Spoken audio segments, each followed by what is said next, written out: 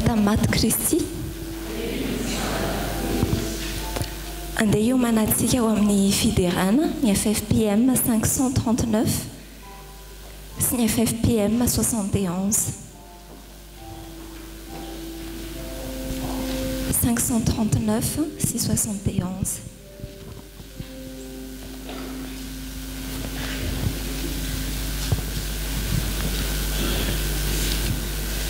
Ary andeha sokafantsika eo ambany masontsika mipereko am-pandroany ao amin'ny Filipianina toko 4 ny andininy 4. Filipianina toko 4 ny andininy 4 dia laza toy izao amin'ny anaran'i Jesosy hoe mifaly mandrakariva amin'ny tompo hoy izao indray mifaly. Fiainam-pifaliana ry havana, izany no planin'i Jesosy anao. Tiany ianao hanam-pifaliana mandrakariva noho ny fanatrehana. Nao tsika mbola hidera ilay tompontsika. Feno fiderahana sy fisaorana anao zahay Jesosy. Tena afaly ny fonay mandre hoe fiainam-pifaliana no efa sitrakao anay. Tianao zahay hifaly mandrakariva. Fantatrao koa nefa fa amin'ny andro mahaory mora kivy zahay ka tsy mahatoky anao. Dia manomboka androany tena te hiaina zany fifaliana tolotra zany zahay. Dia ilay fifaliany lanitra tsy miankina amin'izay mety hoe circonstance amin'ny fiainanay. Ampenary zahay hifaly satria manatrika anay mandrakariva ianao Jesosy. Tario zahay hifaly satria afaka manambara aminao izay fangatahanay zahay amin'ny vavaka. Tena tario zahay hifaly satria manome anay ilay fiadananao ianao. Miaro ny fonay sy ny hevitray ianao. Dia indreto zahay miteranao, faly miteranao ny amin'ny fifaliana atolotrao Jesosy. Amen. Faly dia faly, izay manombona zay mira eto anatrehana fa be fiatraiana eteso tompotiana ka feno aravoana tokoa izay. Faly dia faly, izay manombona zay mira eto anatrehana.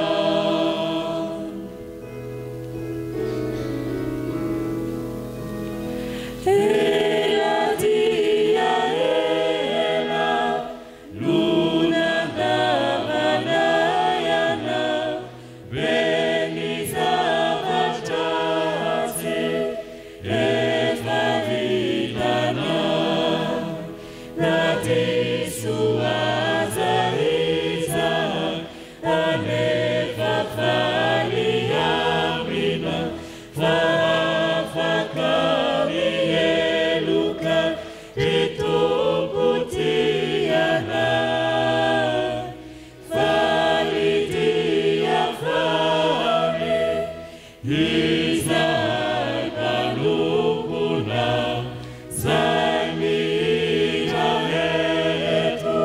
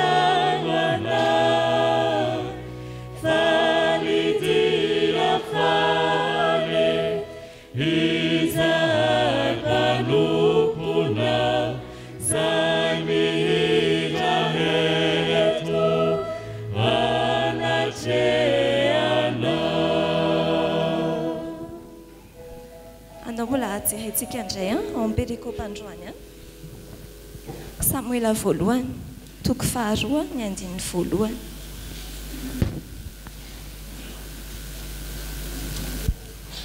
Samuela voalohany toko faharoa ny andininy voalohany dia milaza toy izao hoe ary Hana ny vavaka ka nanao hoe ny foko ravoravo amin'ny Jehova, ny tandroko voasandratra amin'ny Jehova. Ny vavako misokatra amaly ny fahavaloko fa mifaly amin'ny famonjenao aho.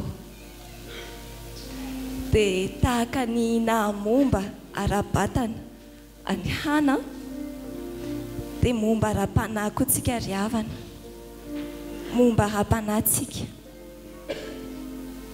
fa sofa tonga ilay mpanavitra antsika Jesosy Kristy Tompo nanavitra antsika tamin'izany fahamombana zany.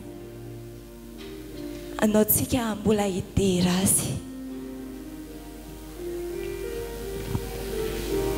Jesosy Tomponay io mbola midera anao zahay, mankalaza anao zahay fa fantatra androany hoe namonjy anay tamin'ny fahamombana ara-panahy ianao. Dia tahaka ny Hana dia tena mifaly zahay amin'ny famonjenao, misaotra fa natolotra ny tenanao Jesosy ho fanavotana anay. Misaotra fa noho ny famonjenao dia afaka mamovo ankasitrahanao zahay. Dia ndreto zahay Tompo manavao ny fanoloran-tenanay ho anao. Atolotrahanao ny fonay, ny fanahinay, ny tenanay, momba anay rehetra Tompo raiso anao. Ary taio tena hoe mbola mobetsaka kokoa noho ny tamin'ny lasa, amovo ankasitrahana eo anatrehanao. Amen.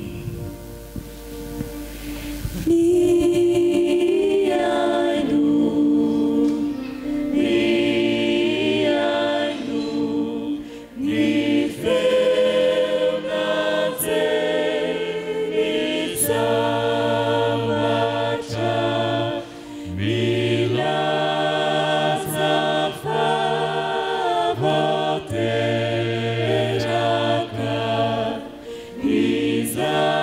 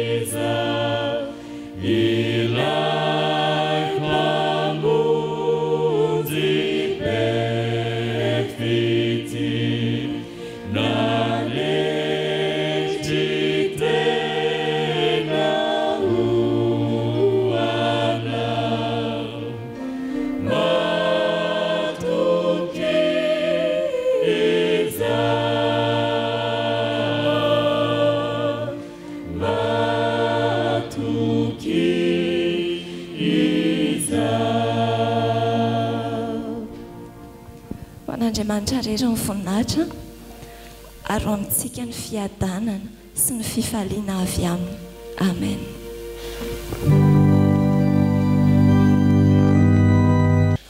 Amin'izao aladiny jobily natokantsika hitondranam-bavaka ny mpanambady manambahiny isika riavana hiara hitsangana isika fiangonana Erabazro.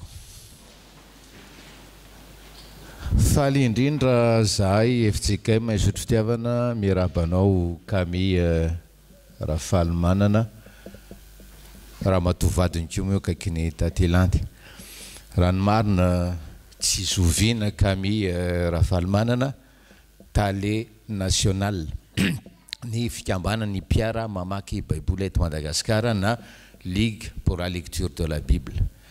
Ary marina rabaky teny le filazana hoe raha miaraba Camille isika amin'izao fotoana zao dia toy ny miaraba tena ihany satria tena noho ny fifandraisana, noho ny fihavanana, noho ny fiainamanana, noho ny fiaraha-manompo nanakambanany tompo antsika teto amin'ny FJKM isotro fitiavana.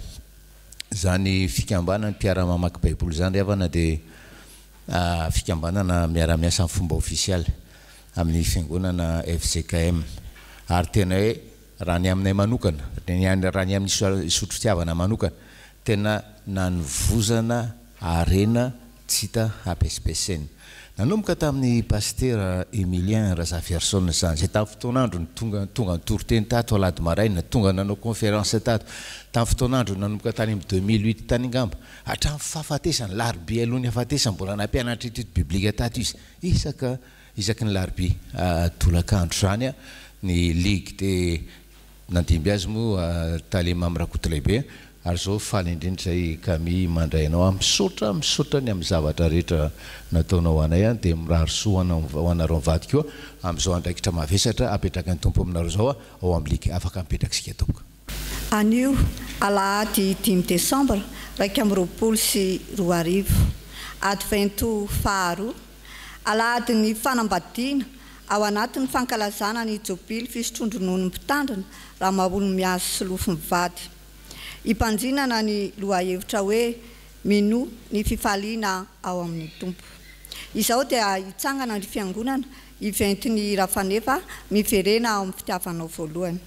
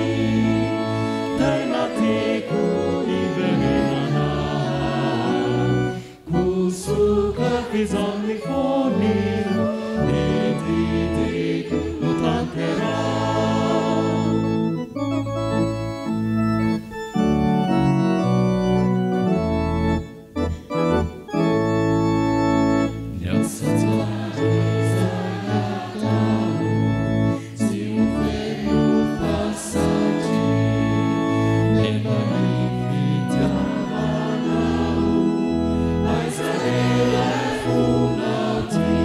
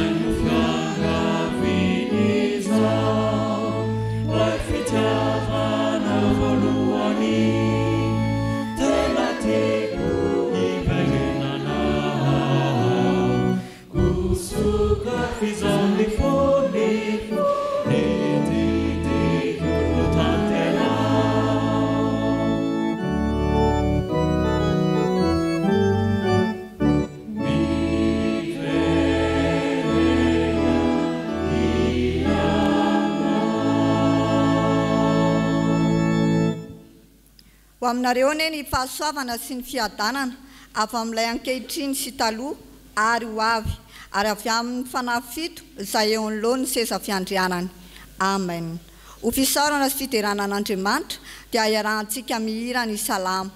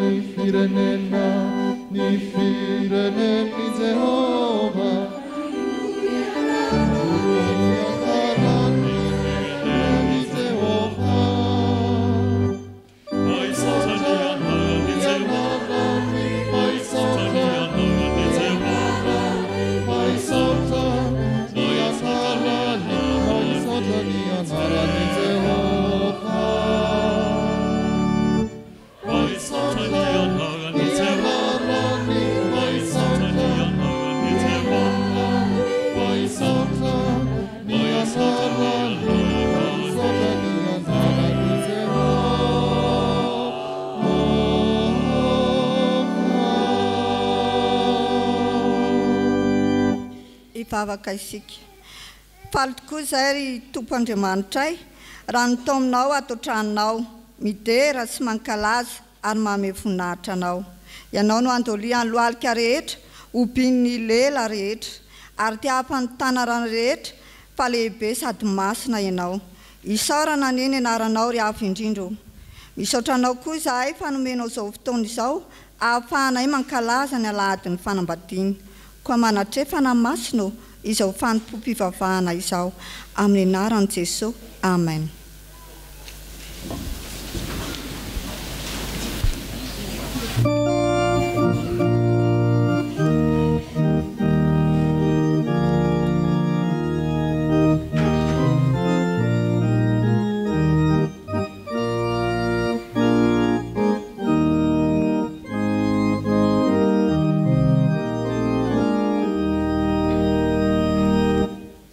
Yeah.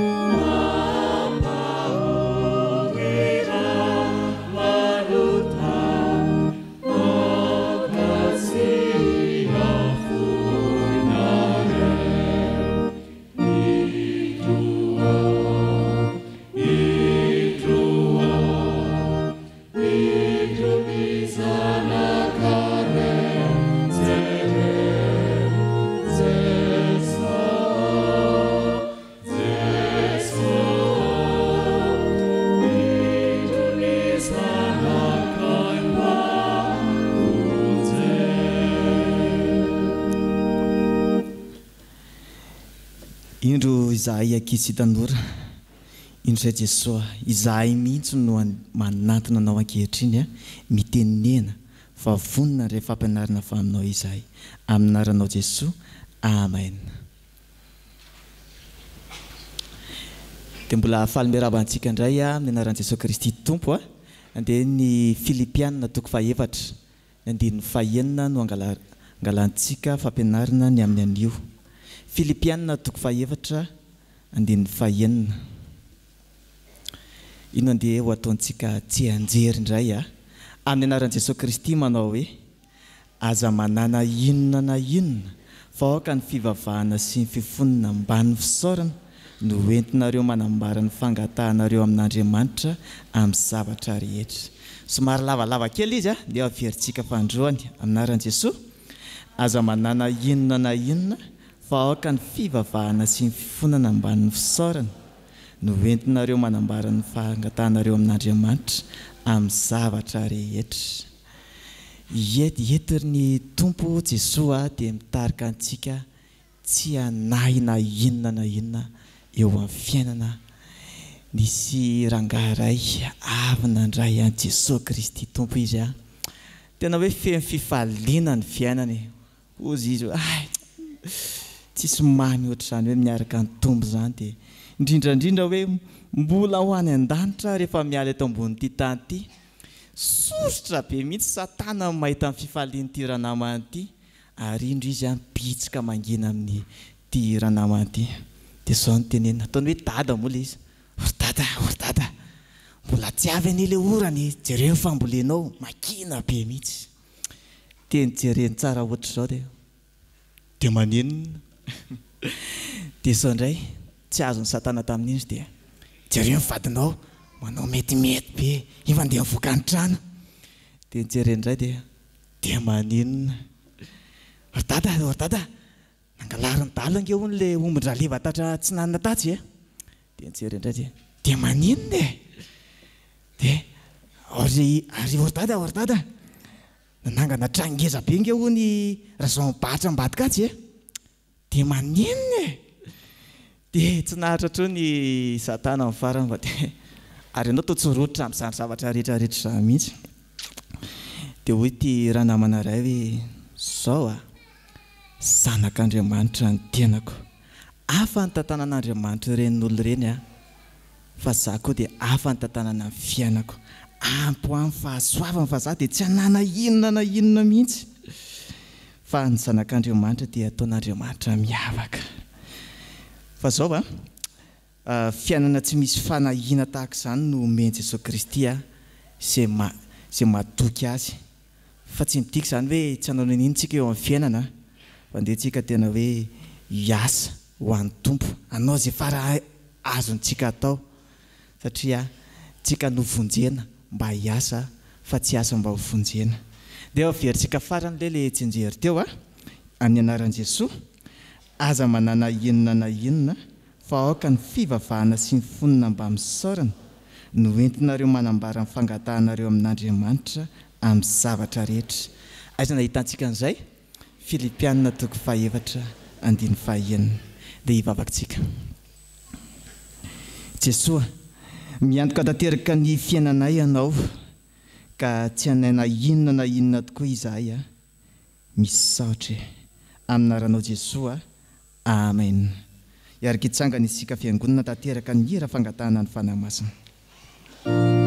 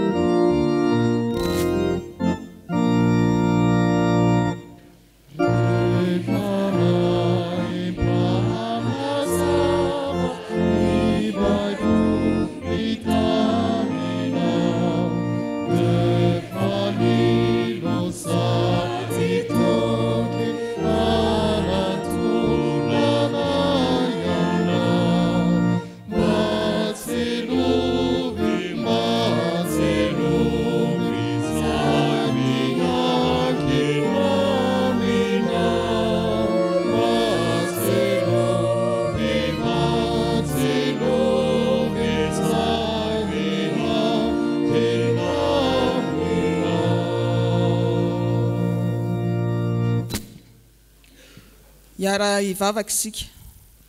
Ry Andriamanitra rainay mandrakizay eo, misaotra anao izahay fa noho ny famindraponao sy ny fahasoavanao dia omenao izao fotoana izao izahay hamakina ny teninao masina sy hainoana ny hafatrao. Ny teninao izay fanilo ny tongotray sy fanazavana ny lalanay, aina ho an'izay mahazo azy ary fahasalamana ho an'ny nofo rehetra. Ampitomboy ny finoana ianao Jesosy, ka tena hifaly ao aminao ny mpivady rehetra sy ny ankohonany.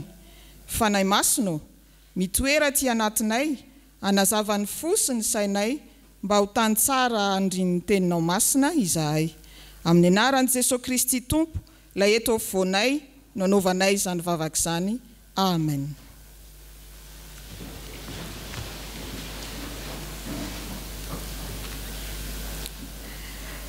Hiaraka maky sy hiaino ny soratra masina isika ao amin'ny fanekena taloha, bokin'ny Samuela voalohany, toko 2, andininy voalohany ka hatramin'ny 5. Amin'ny anaran'ny Tompo, ary ana ny vavaka ka nanao hoe ny foko ravoravo amin'i Jehovah, ny tandroko voasandratra amin'i Jehovah, ny vavako misokatra amaly ny fahavaloko, fa mifaly amin'ny famonjenao aho. Tsy misy masina tahaka an'i Jehovah, fa tsy misy afa-tsy ianao, ary tsy misy vatolampy tahaka an'Andriamantsika. Aza dia mahery miteny avinavina, ary aoka tsy aloky ny vavanareo ny fireharehana, fa Jehovah no Andriamanitry ny fahalalana, ary izy no mandanja ny asa. Tapaka ny tsipikan'ny olo-mahery, ary izay mila horeraka dia sikinana hery. Mikarama mofo ny voky, ary mianina kosa ny nona, ny momba miteraka fito, ary miamalemy kosa ny maroanaka.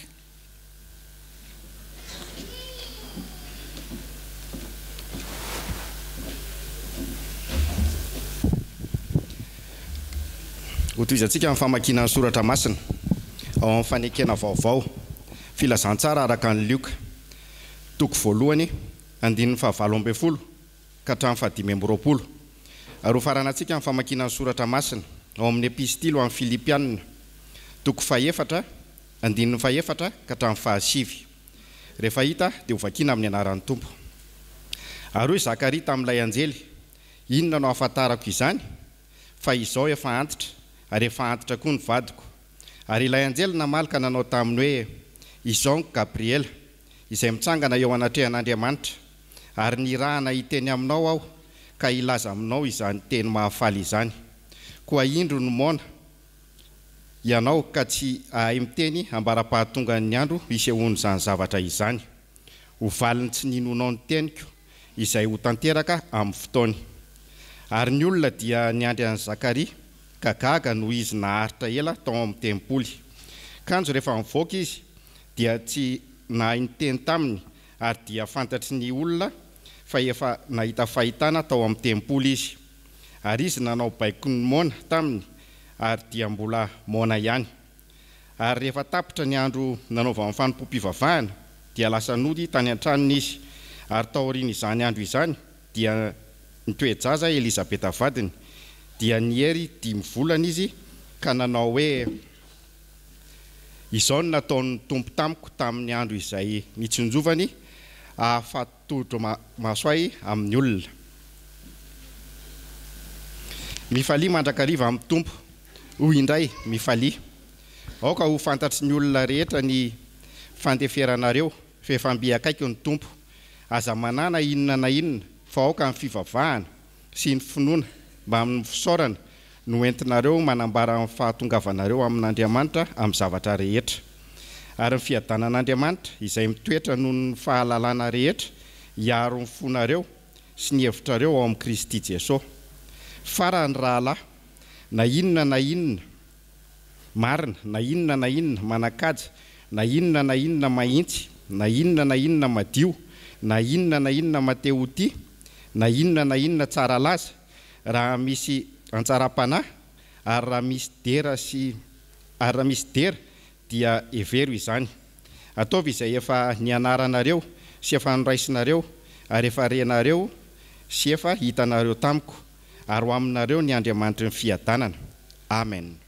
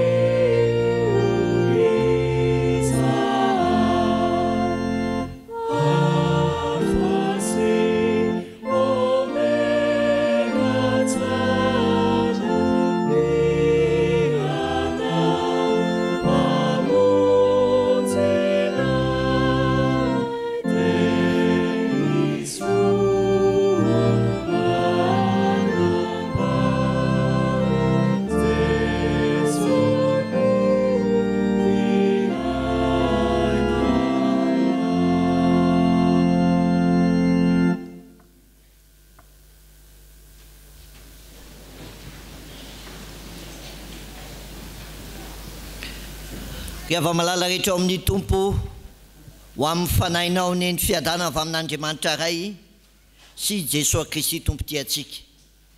Faly miaraba antsika eto amin'ny FJKM isotro fitiavana ary miaraba manokana any pasteur Solofo Mivady zay nahatanteraka ny fiazakazahany teto amin'ity fiangonana ity tamin'ny fanompoana ny tompo. Ary mby eo amin'ny famaranana izany fanompoana an'Andriamanitra eto amin'izao fiangonana izao no mitsahatra fa ny asan'ny tompo dia manaraka ny mpanompony eny foana.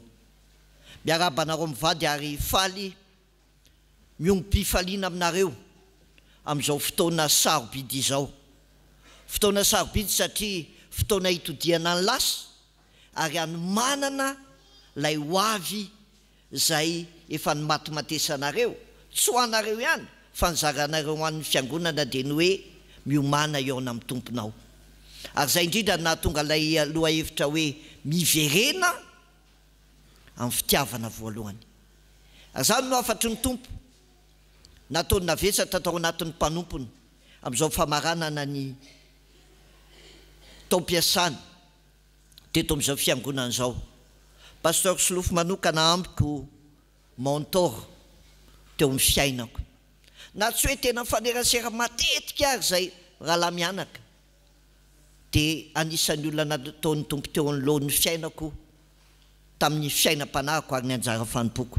Ary tena fifaliana ho aho ray aman-dreny mandray anjara amin'izao vanim-potoana lehibe eo amin'ny anjara fanompoana nomeny tompo anao izao. Dia hivavaka isika. Tonga ny fotoana andrenesanay ny afatra avy aminao Jesosy dia mangataka aminao zay mitenena amin'ny fombanao amin'ny maha-Andriamanitra anao. Ampangivo zay firehetra tsy avy aminao aty anatinay. Ary ao ka tsy ho tako ny fahalemen'ny mpanomponao, ny hery sy ny fahefan'ny teninao. Fa mitenena fa voninkaino anao indray zahay. Dia loavin'ny fanahinao ary ny teny izay fampizarana ho fiainanao anay zany. Ny anaranao Kristy tompo ty anay. Amen. Miverena amin'ny fitiavana voalohany alady ny fanambadiana androany dia mety efa manokana ihany koa ho ampivady zany afatra hoe miverena amin'ny fitiavana voalohany. Ary hitantsika tsara fa ny voan'izany teny zany a dia ilay teny nampitondrain'Andriamanitra ho an'ny apôstôly Jaona, ilay fiangonana fito dia karazany taratry ny fiainan'ny fiangonana, ny tantaran'ny fiangonana hatramin'izay eny ankehitriny azy. Dia ao anatin'io rehefa mamaky an'io isika dia mijery ny fomba fijery ny Andriamanitra, inona ny zavatra hitany ao ary inona ny zavatra tsy hitany ao, dia inona ny fananarana ataony ary inona no fampanantenana omeny. Tao amin'ny fiangonana tao Efesosy ny zavatra hitany dia zao: tena miasa ny olona, tena manao asan'Andriamanitra ny olona, tena mahafohy vola, mahafohy hery, mahafohy ny zavatra rehetra. Fa saingy zao tsy marina tamin'ny tsony ilay toe-pony tany am-pendohana, tahaka ny toe-pony Paoly apôstôly ilay nanorina ny fiangonana tao Efesosy, nijanona ny 3 taona zany toeran'izany.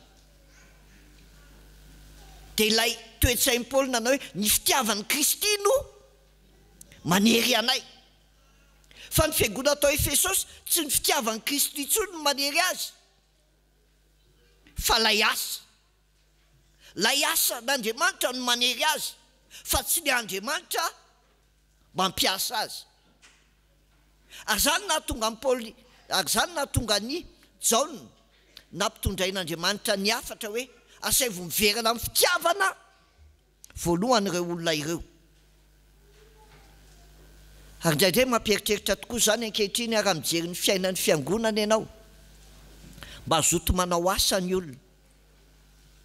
Tena mahafinaritra ny fijery ny fandroso ny asa. Fa saingy zao ny fon'ny olona lavitra an'Andriamanitra,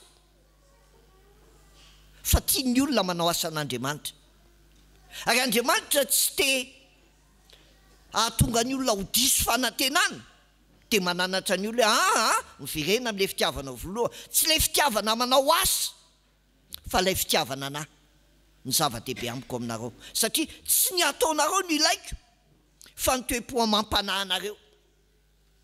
Dia tandremo sao diso fanantenana koa tsika, ka ny asantsika no iverantsika fa ankasitrahan'Andriamanitra atsika, fa ny fitiavantsika azy, ny fitiavantsika azy. Ary zay nahatonga an'i Jesosy ny teny: tsy rehetra manao ampitompokitompoko izy no andovany fanjakan'Andriamanitra. Fa maro no avy amin'izany fotoana zany ny teny hoe tsy efa naminany tamin'ny anaranao fa zahay, dikany hoe maminany dia mitondra ny afatr'Andriamanitra. Ary raha tenenina amin'ny teny tsotra dia zao hoe tsy efa nitoro teny ave tsy efa nandroaka dia minita amin'ny anaranao fa zahay. Raha tenenina amin'ny teny tsotra dia hoe tsy efa nanao ny asany inona mpiandry, tsy efa nanao asa maro tamin'ny anaranao fa zahay. Fitoriana tary, antsapana tary, fanatanterahana asan'Andriamanitra, teristery. Fa ahoana hozy izy ny tompo? Tsy fantatra anao atzay atzay, melamiko anao mpanao meloko, satria tsy lay atao ny zava-dehibe amin'Andriamanitra, fa ny toe-panahin'ny olona manao an'ilay izy, miverena amin'ny fitiavana voalohany. Ary ohatr'izany ihany koa ny fiainan'ny mpivady, tsy lay hoe ino manao procession, ino izy mivady, tsy le hoe ino fa miaraka make tsy make roa, fa manahoana lay toe-po, lay toe-panahy. Fa misy miara-mipetraka fa miara-miaina sisa, fa tsisy fitiavana intsony. Misy miara-manao zavatra eny fa tsy mahatsiaro tia ary tsy mahatsiaro tiana eo amin'ny mpivady. Sadaikatra ihany tamin'ilay izy hoe ahoana moa zany Jesosy, inona ny afatra tianao hoentina? Alady fisotron-dronoana. Faharoa, alady ny fanambadiana. Fahatelo, minoa ny fifalianao amin'ny tompo. Ahoana moa zany? dia nataony tompona vesatra tao amiko dia izy mivady. Izy mivady. Izy mivady nyresahana tamintsika androany. Iza Zakaria sy Elizabeta. Andao hiverina fitiavana voalohany. Sika rehetra izay manambady ka akatahaka ny Elizabeta sy akatahaka ny Zakaria. Inona moa ny fiainan'ny Elizabeta Zakaria? Elizabeta Zakaria dia anisan'ny tena hoe samy mpanompon'Andriamanitra, satria samy taranaka izy, samy taranaka Levy. Ary tao anatin'ny fiainany tamin'ny natao mariazy dia hozy izy ny olona hoe tsisy ohatran'ny reto mihitsy. Mahafinaritra satria samy olona tena ao amin'ny tompo, samy olona tena manana finoana velona. Fa inona ny lesona sotontsika taminy? Tsy voatery tanteraka foana ny nofinofinao.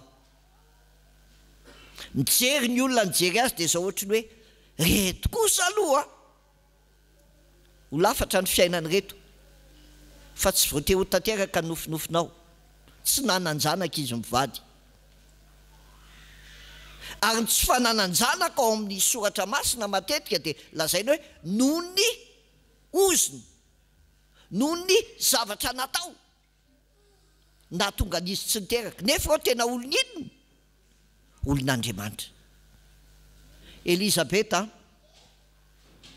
dia hitantsika tsara fa nalahelo izy tao anatin'ny tsy fananany zanaka.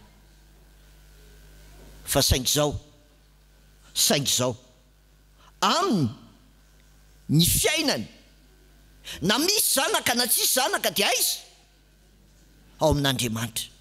Ary zany ny sarobidy indrindra taminy, ny fiainana miaraka amin'Andriamanitra. Dia andao tsika rehetra miara manokatra soratra ny Baiboly. Lioka toko voalohany, andininy fahaeniny.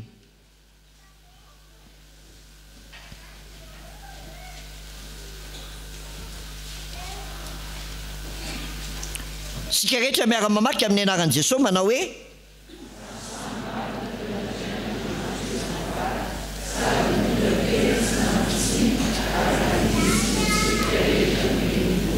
avereno kely hoe azafady hoe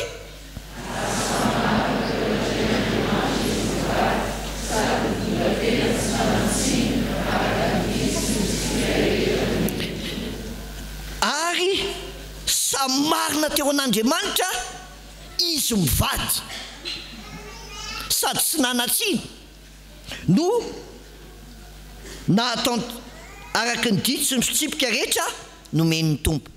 Mba manahoana re zay mivady e? Mba manahoana re nareo mivady e? Mba manahoana tsika eo anatrehan'Andriamanitra? Samy marina eo anatrehan'ny tompo ve isika? Fa jereo ny fiainan'izy mivady a nanandalo sedra azy Elizabeta. Nanaona ny fomba niatrehany azy? Ny fifandraisana amin'Andriamanitra.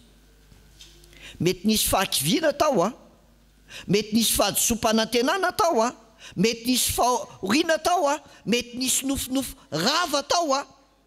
Fa inona ny lesona raisiny? Marina tamin'ny anarany.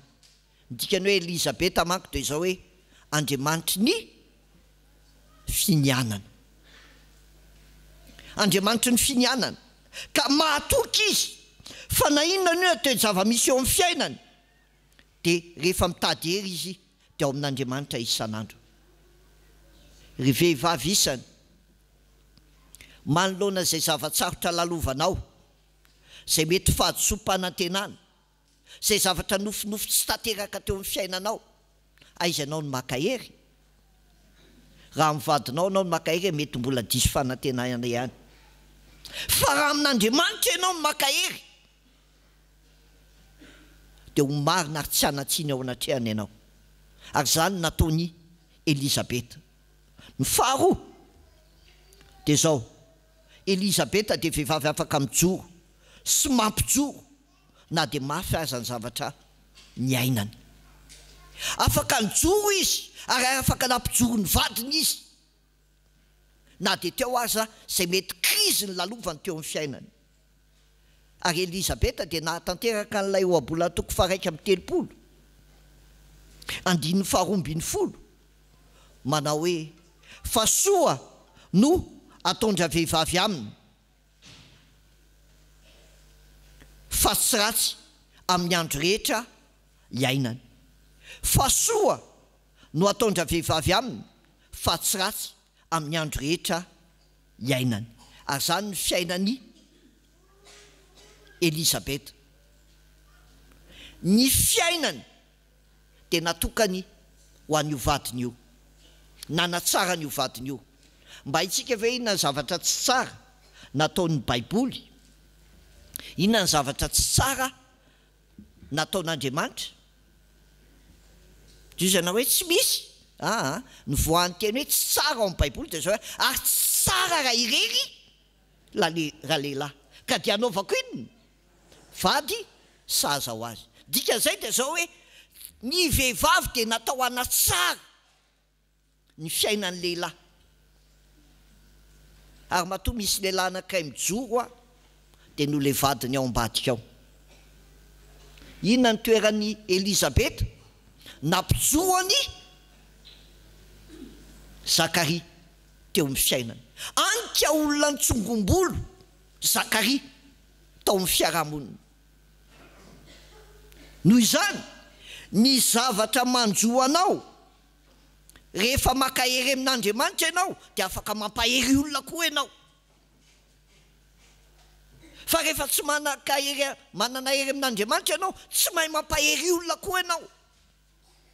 Ary izy ny vehivavy tsy mandalo zavatsarotra eo amin'ny fiainana, atsangano ny tanany. Fa saingy izao afaka ho loharano fampahirizana ho an'ny hafa ianao, na ho an'ny vadinao, na ho an'ny zanakao, na ho an'ny olona manodidina anao rehefa makahery aiza ianao ao amin'Andriamanitra. Ka vehivavy tsy maninona, tsy manatsiny eo anatrehan'Andriamanitra. Inona ny olona tsy manatsiny ao anatrehan'Andriamanitra? Ny olona manana fifandraisana amin'Andriamanitra. Teboka fahatelo dia zao hoe azo atao foana ny mandroso ara-panahy na dia anaty fahoriana aza ry vehivavy. Azo atao foana ny mandroso ara-panahy na dia ao anaty fahoriana aza. Fa Elizabeta ao anatin'ny fahoriana fa mbola afaka nandroso ara-panahy izy, satria ny fahoriana dia netiny teo amin'Andriamanina. Ahoana hozy izy ny tompo? Makanesa ty amiko sy fa za no ome anareo inona.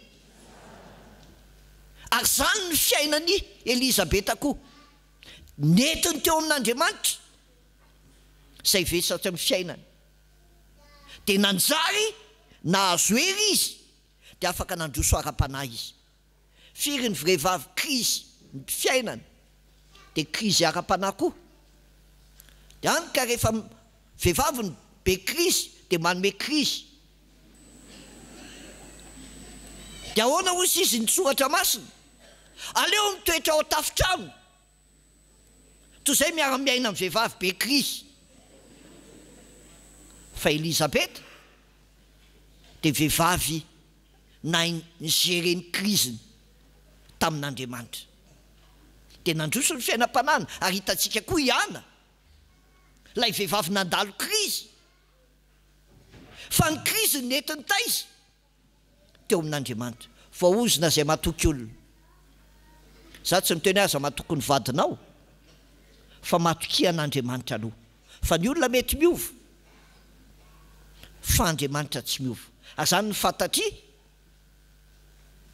Elizabeta. Nanahoana kosa lay vadiny dia Zakaria zany. Voalohany, Zakaria dia zao hoe miankina ny toe-pony dia tena miankina tamin'Andriamanitra. Ary miankina amin'ny toe-pon'ny olona ny zava-drehetra. Amin'ny maha kristianina antsika, amin'ny mahavady antsika dia mila ny toe-panahy araka an'Andriamanitra ho toetra voalohany eo amin'ny fiainanao ianao. Ary zany ny zavatra nananany toe-panahy araka an'Andriamanitra nananany Zakaria.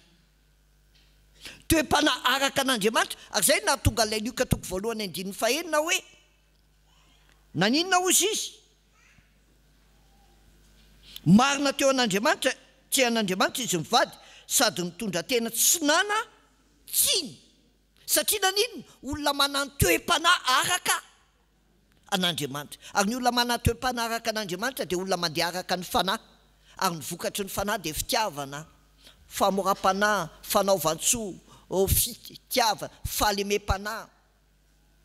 Zany rehetrarehetra zany.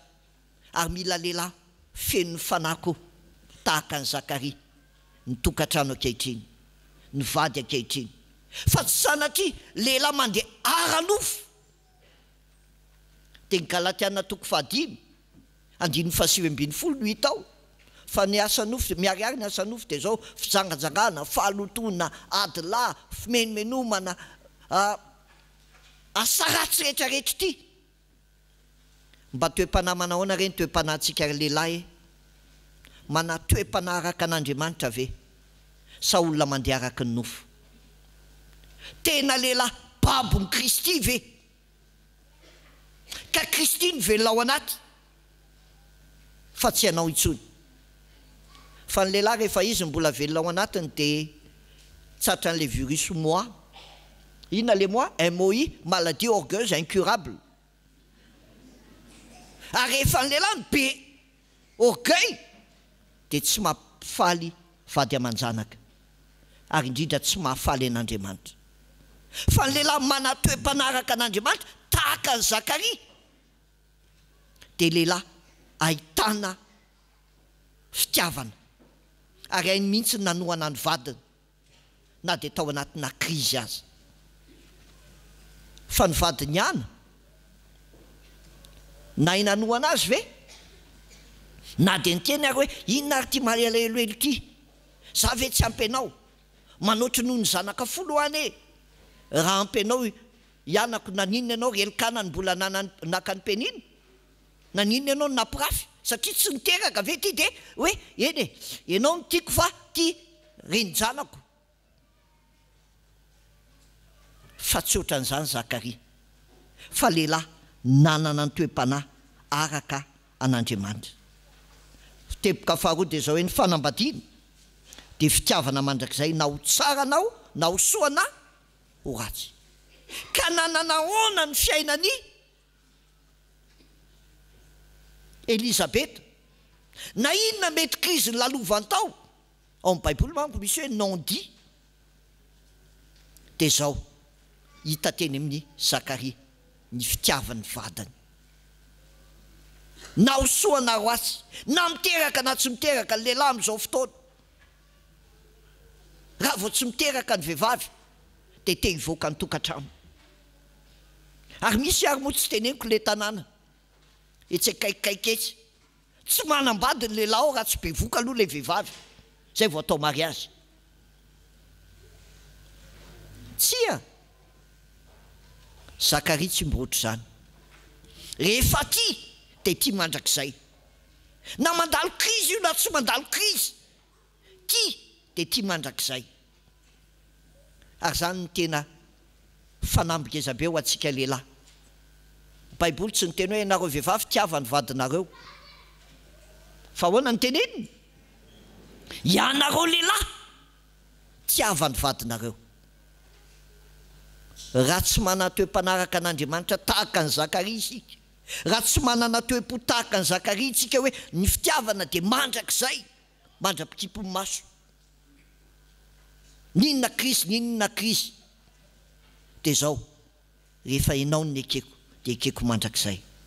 Ary farany dia zao hoe i Zakaria dia nanokana fotoana ny vavaka ho an'ny vadiny.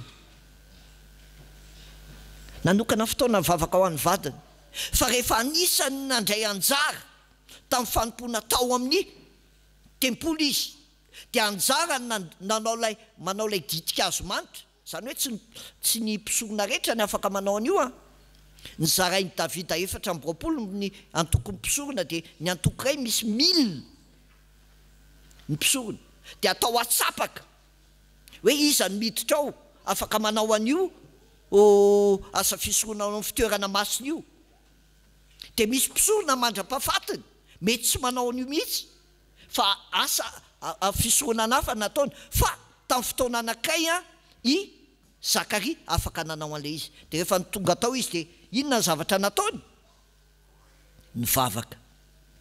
Dia ahoana hozy izy Andriamanitra?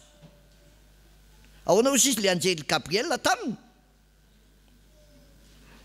7:10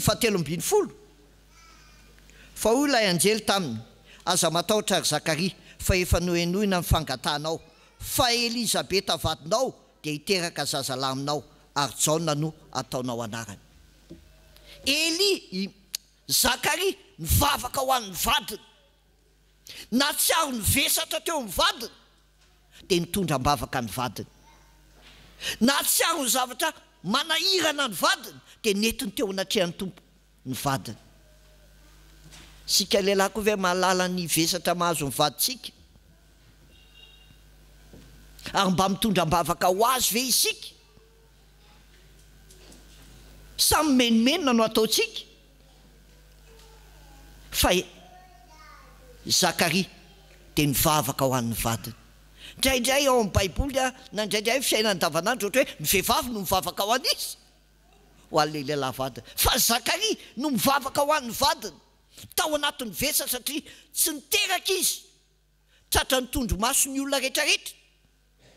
Dia nataon'ny vadiny dia zao hoe nitondra azy teo anatrehan'ny tompo.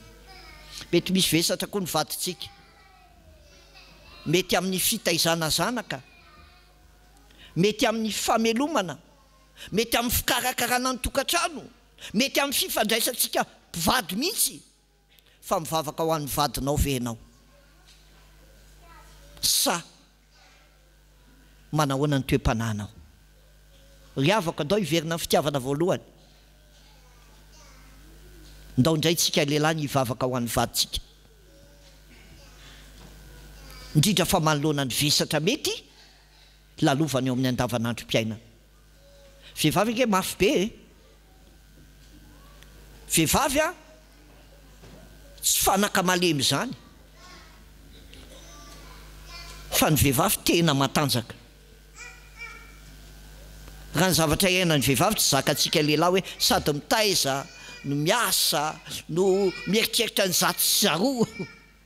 Ary zay natonga ny Baiboly ny teny hoe ianareo lehilahy tiavany, satria rehefa manana fitiavana matsiaro tiany izy dia afaka mivelatra mahazaka an'izany rehetrarehetra zany. Fa rehefa tsy matsiaro tiany dia krizy, dia manome krizy. Lehilahy mila miverina mivavaka ho amin'ny vadinao, jereo inona ny vesatra lalovany. Tsy fahasalamana ray aman-dreniny, tsy fisiana, fitaizana, olana miasa. Fa Zakaria nivavaka vesatra ho an'ny vadiny. Zakaria nanana toe-panahy araka an'Andriamanitra. Zakaria nanokana fotoana amin'ny fanompona an'Andriamanitra tamin'ny maha izy azy amin'ny mampanompon'Andriamanitra azy. Ry vehivavy, ndao hiverina amin'ny fitiavana voalohany, ka na mandalo krizy azy ianao, apetrao amin'ny tompony krizinao, ain'ny tompony mitondra izany. Ndao hiankina amin'ny tompo indray ka hiverina amin'ilay fitiavana voalohany dia afaka mijoro sy mampijoro ny hafa eo amin'ny fiainana. Ny fanahin'ny tompo anie amerina antsika amin'ny fitiavana voalohany dia ny fitiavana azy aloha vao ny fitiavana ny asany, ny fitiavana azy aloha vao ny fitiavana ny vadinao. La relation verticale aloha vao le horizontale. Fa raha tsisy le verticale mitotona amin'ny tany le inona horizontale. Fa tsika ty sa zay rehetra ty dia tsy mba mahalala an'Andriamanitra, fa Andriamanitra dia fitiavana.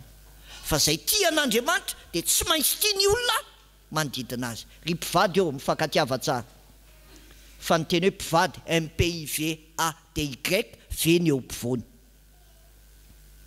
Ary rehefa latsaka le ve, le mpivady lasa inona? Mpiady. De inona le ve? Vavaka. Aza latsaka ny vavaka. Fa raha milatsaka le vavaka de lasa venao. De azonareo atsainy hoe inona zany hoe iny tena ve? Fa ndao tena ho mpivady. Ary mpivady miverina amin'ny dada. Ndao miverina amin'ny fitiavana voalohany. Ndao hiverina amin'ny dada. Fa rehefa miverina amin'ny dada isika, zay efa afaka mitsinjo zanaka mapara. De azo hery vaovao. Tsisy resaka politika mihitsy ato zany. Fa ndao hiverina amin'ny fitiavana voalohany. Raha eo hiverina amin'ny fitiavana anao zay, de afaka hitsinjo zanaka mapara anay zay. De azo hery vaovao zay. Ka izao jobily zao mandalo, fa fotoana namerenanao anay amin'ny tena izy de ny fitiavana anao. Amen.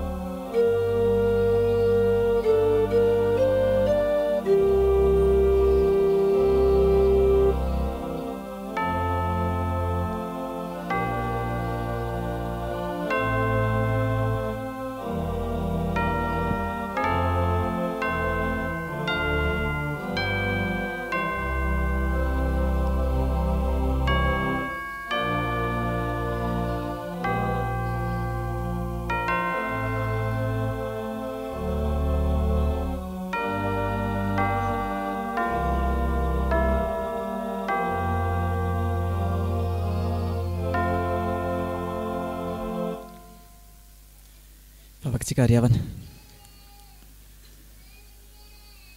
Ry Andriamanitra ranay, ny antefa aminay tsirairay avy tokoa ny teninao, ary tenao hoe manakoako any anatinay ihany, mametamberina zay rehetra nataonay, ary zay rehetra tsy vitanay ao anatin'ny ankohonanay, amin'ilay vady zay fanomenao anay. Tompo, tsy hijeran'ny raha koto zay na hijeran'ny raha be, tsy hijeran'ny tokantrano iza n'izy zay, fa ny tokantranonay ny aoka hitanay. Hitanay ao ny Tompo ny fambangana zay tena tsapanay tamin'ny alalan'ny teninao teo. Tena menatra izay Tompo.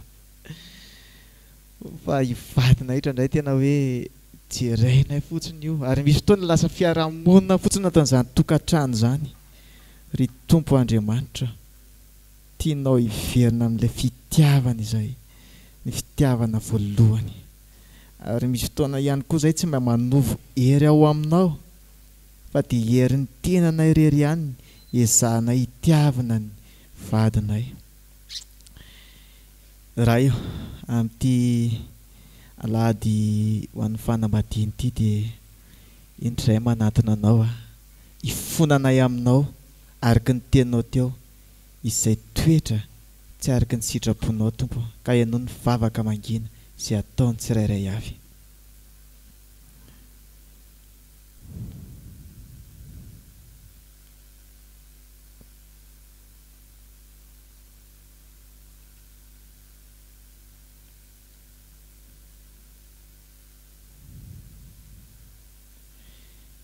Dia misaotra fa minizay fa tonga eo anatrehanao tokoa ny fifonana izay nasandratra tsirairay avy. Ny vavakay dia ataonay amin'ny anaranao Jesosy. Amen.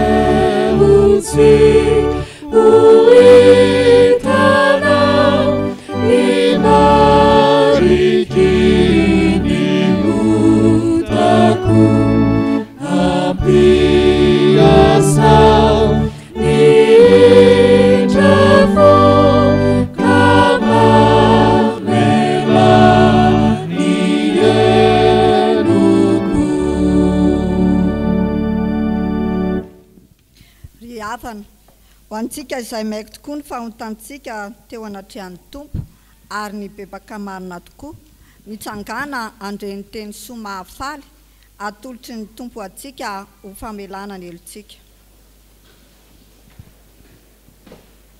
Hoy ny tompo, tiako izay tia ary izay fatra-pitady ahy dia ahita.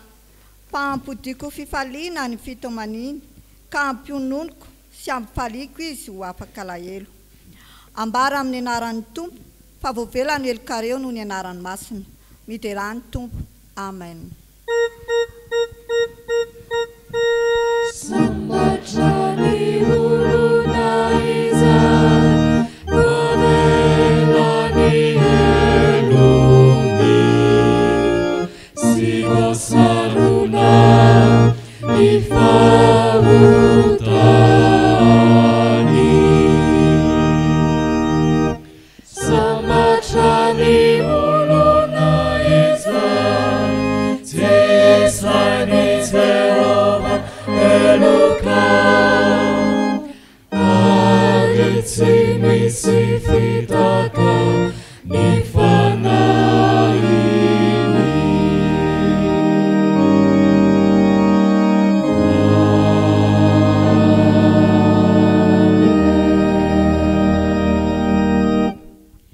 Antsika izay vavoela eloka dia andeha ambaratsika amin'ny mpabe maso ny fonontsika araka ny fanekempinoana laharana voalohany. Mino an'Andriamanitra raisy mpanao lanitra sy ny tany ao ary mino an'i Jesosy Kristy tombana tokana tompontsika izay nitorotoroana tamin'ny fanamasina nateraka Maria Virginy nizava nanapaka Ponty Pilato nomboana tamin'ny hazo fijaliana maty ka naleva nidina tany amin'ny fiainantsika nitsangana tamin'ny maty tamin'ny andro fahatelo niakatra ho any an-danitra mipetraka eo gavan'Andriamanitra raisy avy any no avy ny tsara ny velona sy ny maty miny fanamasina fiangonana masina manerina izao tontolo izao ny fiombanan'ny olona masina ny famelan-keloka ny fitsanganan'ny tena maty ary ny fiainana mandrakizay. Amen.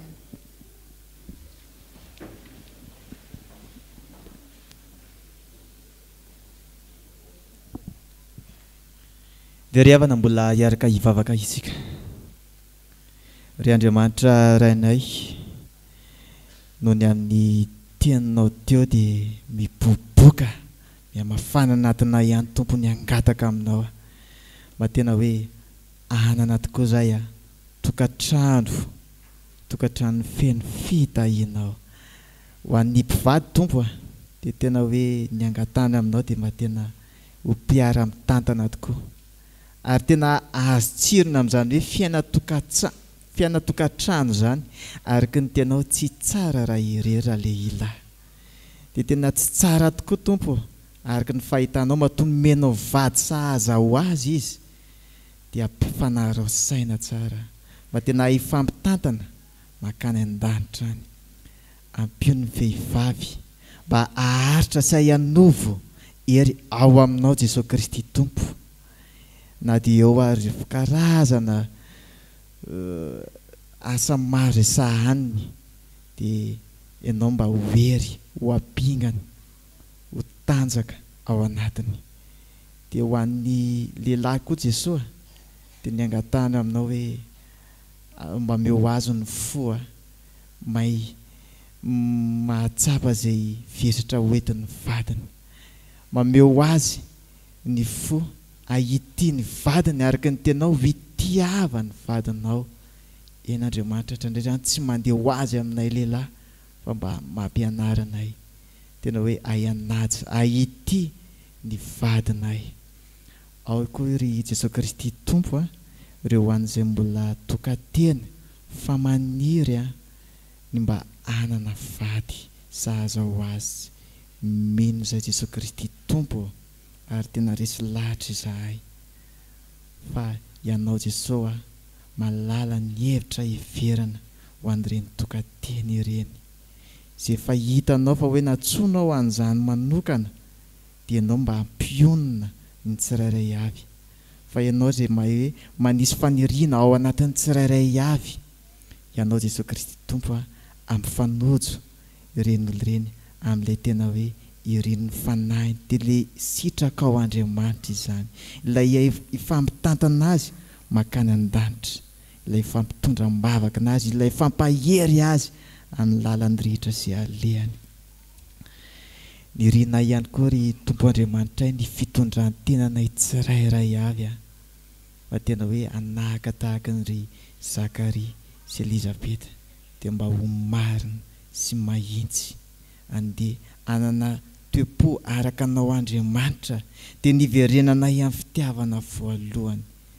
Tena irinay zany Andriamanitra ahafahanay efa miasa, dia tsy hoe miasa izay Andriamanitra mba ho tiavanao tsy an'le izy araka ny tianao teo, fa fitiavanay anao Jesosy Kristy Tompo no aoka anery anay hiasa ka rehefa tonga le andro iray Tompo Andriamanitra dia tsy zahay mihitsy no sendra n'le tenany hoe atraiatray dia tsy fataka ianareo, fa anisan'ilay horaisinao eny an'nyrao any lanitra izahay rehefa tonga ny andro fahatongavan'izany fotoana izany. Izay reto koa dia manana ny fanirinay ny etaetanay zavatra izay mavesatra anatinay ihany, mangataka anao mba hieny ny favaka mangina ataonay tsirairay avy.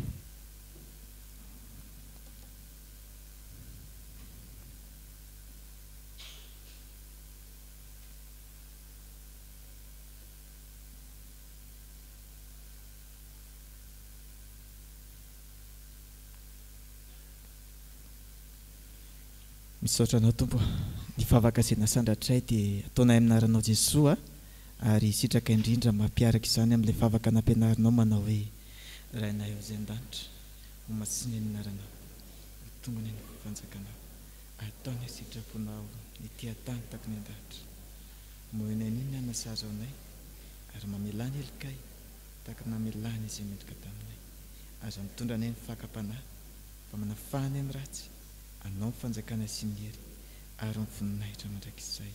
Amen.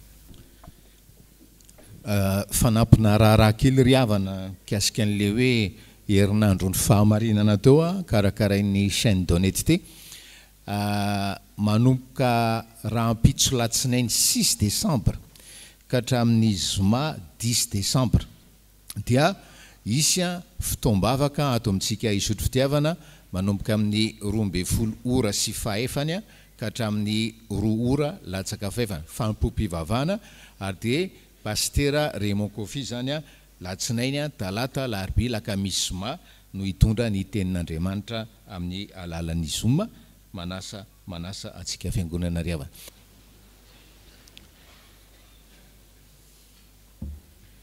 Iroso amin'ny fitondrana mbavaka sy tsoroana vavolombelona isika ry havana amin'ny fanambadiana mba misy fizarana kely ataony paster Slofo momba ny fanambadiana mivady zany satria moa efa napetraka hoe atao fitsoroana vavolombelona tena hoe ampanajana ampanetrentena no hijoroanay vavolombelona eto ry havana, hijoroanay vavolombelona no ny asan'ny fahasoavan'Andriamanitra, ny asan'ny fahasoavan'Andriamanitra tao aminay. Ndao sokafatsika ny baibolitsika ry havana ao amin'le teny haitsika tsy enjery Korintianina voalohany toko 5:20 andininy 20 Korintianina voalohany 5:10 vakitsika manontolo le texte fa le tapany farany indrindra no hosinganina Korintianina voalohany 5:10 ny anaran'i Jesosy fa ny fahasoavan'Andriamanitra na toy izao ary tsy foana ny fahasoavany ato amiko fa efa niasa fatratra mihoatra noho izy rehetra aho nefa tsy izao fa ny fahasoavan'Andriamanitra niara-ny asa tamiko, fa ny fahasoavan'Andriamanitra no niara-ny asa tamiko, ny fahasoavan'Andriamanitra no niara-ny asa taminay ry havana. Donc averintsika le tapany farany hoe fa ny fahasoavan'Andriamanitra no niara-ny asa tamiko, farany hoe fa ny fahasoavan'Andriamanitra no niara-ny asa tamiko. Tamin'ny 25 septembre 2021 teo ry avany. Tamin'ny 25 septembre 2021 teo a feno 5 taona 45 ans fanambadinay fahasoavan'Andriamanitra ry havana malalo no niara-ny asa taminay atratrarana zany 5 taona zany fahasoavan'Andriamanitra no niara-ny asa taminay. Tantaraiko anareo kely ny fankalalànay zany fa atsika zany fa azaverina ny ivelany any fa tamin'ny taona 72 1972 zay no ny fankalala samy zanaka Analakely, zanaka katedraly Analakely zay. De tsy fantatro fa nisy fotoana izy fankatazana hoe amo zany fa nisy fotoana tena teresaka be taminy fa tena tsy hitako mihitsy zay hevitra hoe ahoana ny anatona anazy. Izy tamin'izany tena izy hatramin'izay fa endry be mihitsy sady tamin'izany izy efa mifo zay zany le za mbola tsy mifo tamin'izany, za mbola tsy mifo tamin'izany.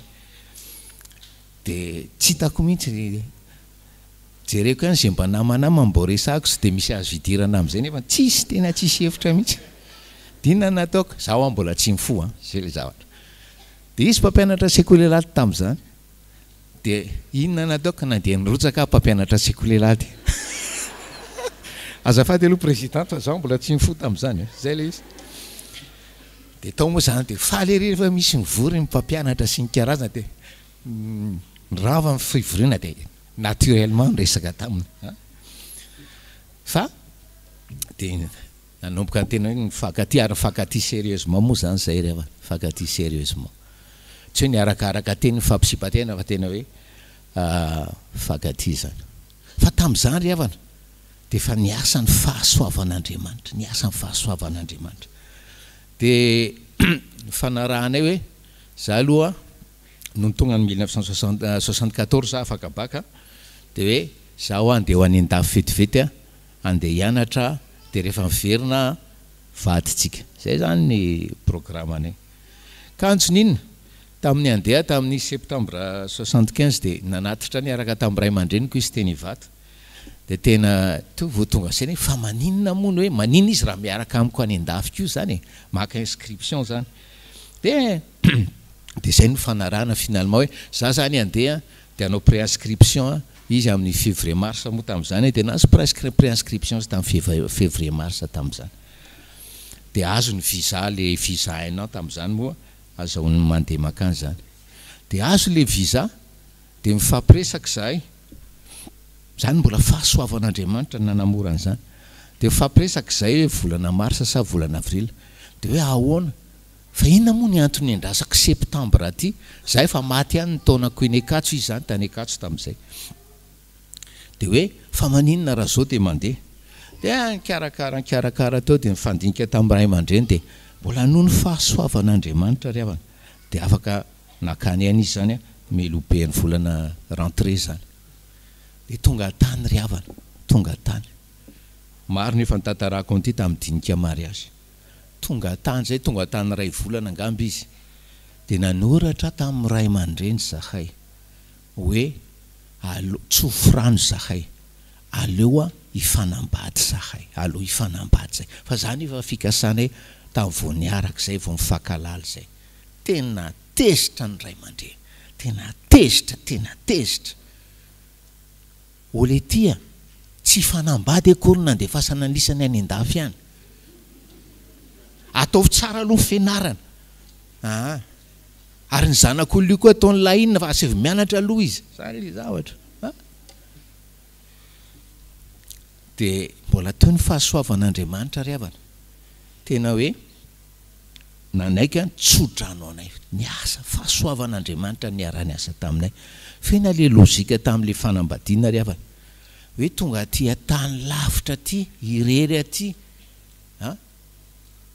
Lavitry ny ray aman-dreny de anao tsy fanao tratra ny fakapanahy io. dia anala baraka ny fianakaviana, anala baraka ny fiangonana, anala baraka ny anaran'Andriamanitra, ny tena hoe mba manao teolojia, dia aleo ranga fanambady zay le lozika. Natao ry havana ny mariazy, zany ny tena hoe ariary tsy apôsy, ariary tsy apôsy.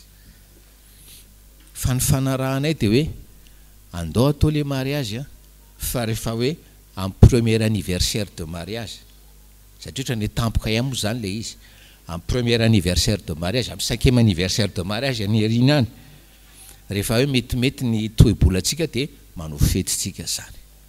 Depuis ry havana, depuis efa anety ny tena anety ny toe-bolanay, mbola tsy vita foana aloha le fety hatramin'izao, zay le izy.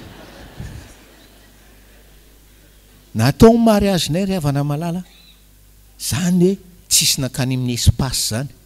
Natao ny mariagenay tsisy hoe anambady pastera kely ka hoe sampana metsena dia manao hanao sakafo miakany, tsisy volana zany. Tsisy hoe anambady pastera dia hoe hanao gâteau dia zaraina rehefa mirava. Tsisy hoe anambady pastera dia hoe izara bonbon anglais sy caca-pison, naka sary teo amin'ny varavara-piangonana dia baibay. Zay le izy.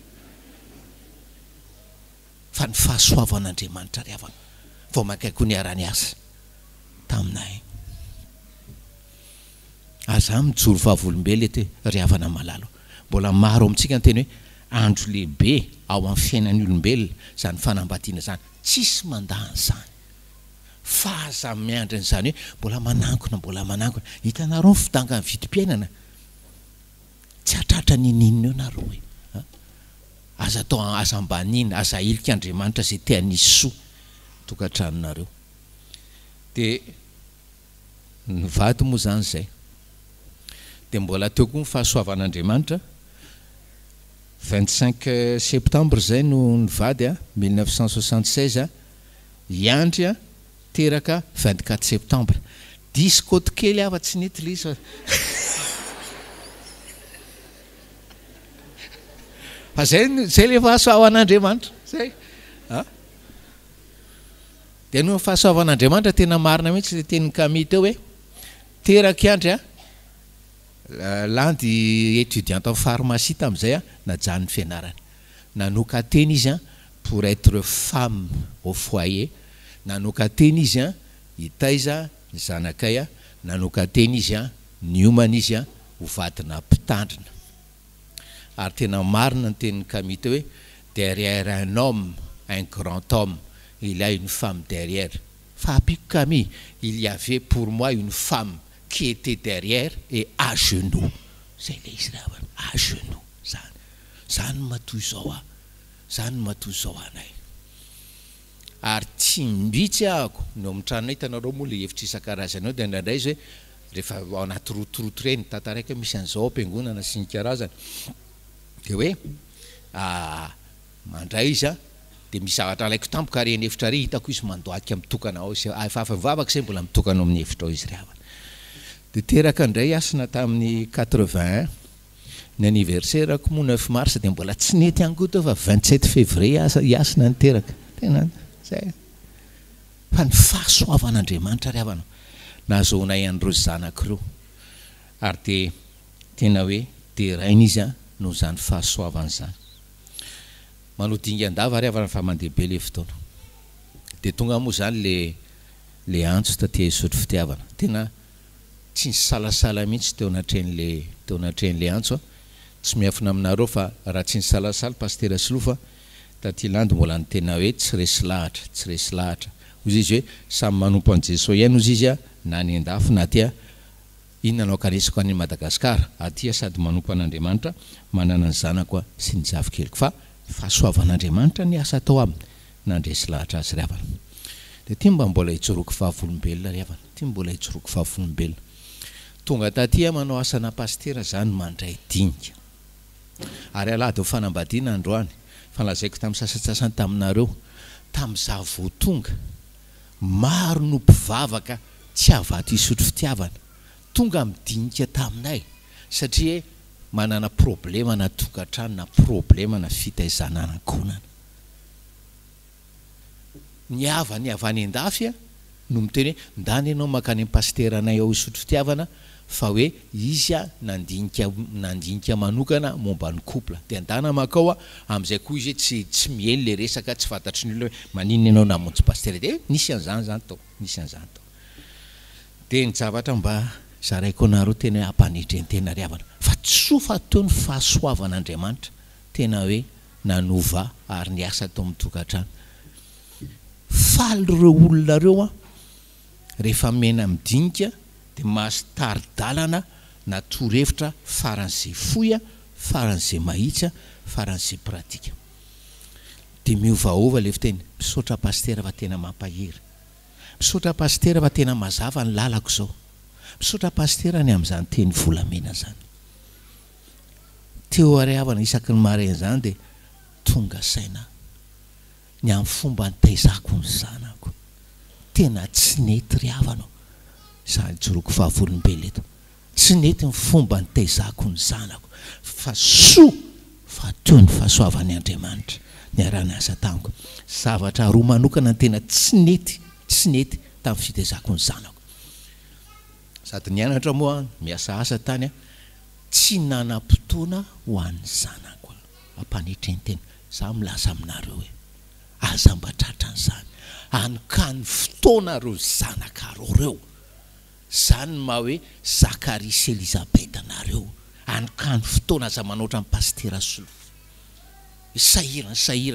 sahirana tamin'ny zatra raha tamin'ny fiangonana sady ny fianarana tsy nety zany efa mifonako tamin'ny tompo zany ary misaotra ny tompo fa hoe fahasoavan'Andriamanitra no ny asa atao amin'izy ireo nanasitrana izay mety ratra sy fery vokatry zany riavana ary ny zavatra faharoa tsy nety nataoko tamin'ny fitaizako nireo zanako reo zavatra faharoa tsy mety nataoko tamin'ny fitaizanako reo tsy mba nahinanao teny mankasitraka Ozysiasina le notaire zao papa avec toi c'était jamais suffisant tena tsy mety ny nataoko riavanao fa sofa tao ny fahasoavan'Andriamanitra nampiniasina ihany hoe c'est peut-être pour ça Ozys après tout qu'on est devenu ce que nous sommes fa aza manao an'izany za milaza aminareo anokany fotoana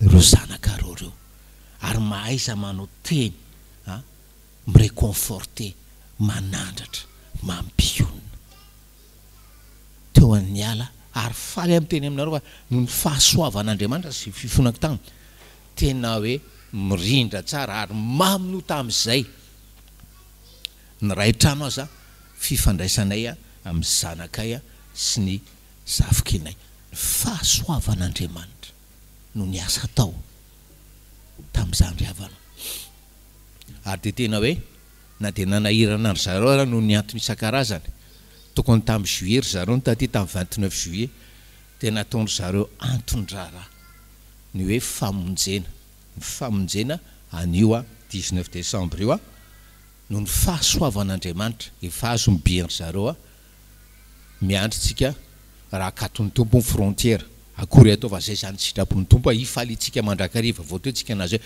mifaly ao amin'ny tompo fa tsy mifaly fa ho avy ndraiky izy fa tena faly zay ny amin'ny fifandraisana faly zay amin'ny fahasoavan'ny tompo ahoana moa le anina teo hoe fa ny fahasoavan'Andriamanitra ny arany asa tamiko averina indray hoe fa ny fahasoavan'Andriamanitra ny arany asa tamiko riavana fahasoavan'Andriamanitra no ny arany asa tamiko solofo fahasoavan'Andriamanitra no ny arany asa taminay mivady tezaina nitezana reo zanakay sy reo zafikilinay ireo ary sanay mijoro vavolombelona na de mety mirery kely tena voataiza amin'ny tena fitiavana ohatran'ny fitiavana dadabe sy bebe zafikely reo fa tena manatombo reo hoe tena hoe ao amin'ny tompo no le fitaizan'ny dadabe sy bebeny pastera riavana ary enganisika rehetra sa mahita eny zany hoe fa ny fahasoavan'Andriamanitra no ny arany asa tamiko ary ny fahasoavan'Andriamanitra riavana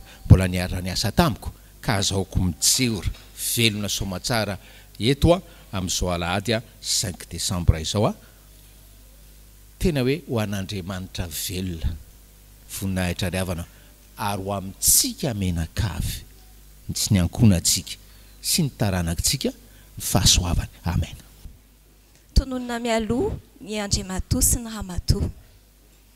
Miseho Rabarjaona Andry ny aina Mikael sy Ramatoa Rambala Hakotomena ny Asina Arivony.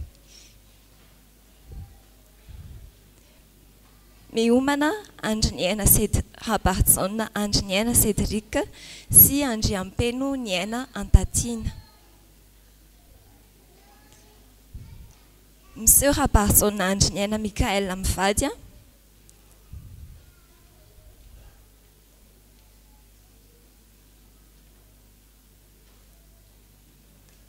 Miseho Rabarjaona Andry ny aina Cédric mivady. Miomana Ramanantsy Norija Andriamanana sy Rakotondrabary Avitra ny Irina.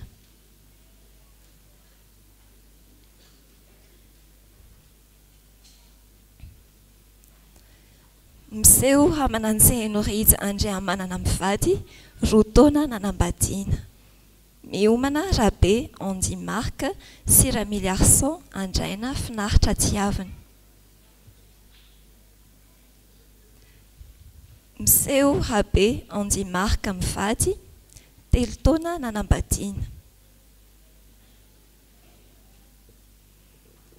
Miomana Rakotony aina Mathieu sy Andriamparanjato Tsiry Eva. Miseho Rakotony aina Mathieu mivady, efa taona nanambadiana. Miomana Arsan Eraniena sy Andriamasinoro Arseno.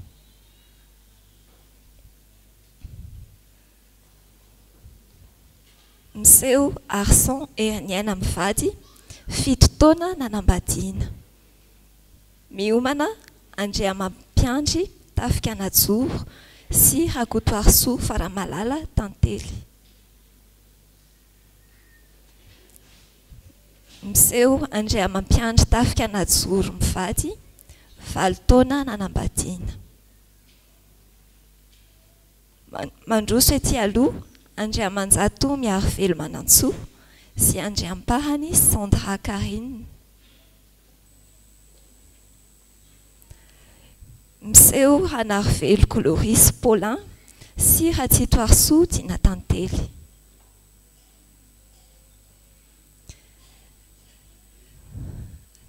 Ranarivelo Cloris mivady, sivy taona nanambadiana. Efa mandroso ety aloha Hamiandro Soa Tsiferanarivo sy Hafaraniaina.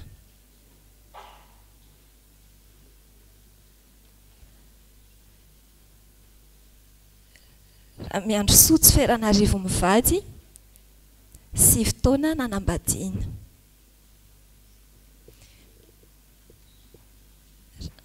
Randriamanantena Robson sy Hanivo Armalala Ando. Raiky ambin'ny folo taona nanambadiana. Efa mandroso ety aloha Hanevjaona Jean-Pierre sy Rasoa Antriniana Lugie. Miseho Hanevjaona Jean-Pierre mivady, raiky ambin'ny folo taona nanambadiana. Efa mandroso ety aloha Halaitsy Rofotojo sy Rabe Vazaha Felanirina. Miseho Halaitsy Rofotojo mivady, roa ambin'ny folo taona nanambadiana. Efa mandroso ety aloha Dagadis Kenny sy Rakotson Kati.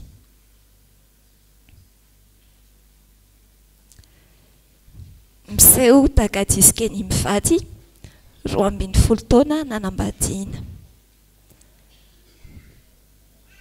Efa mandroso ety aloha Rakotoavana Soniaina sy Halalao Arivony Lantoniaina.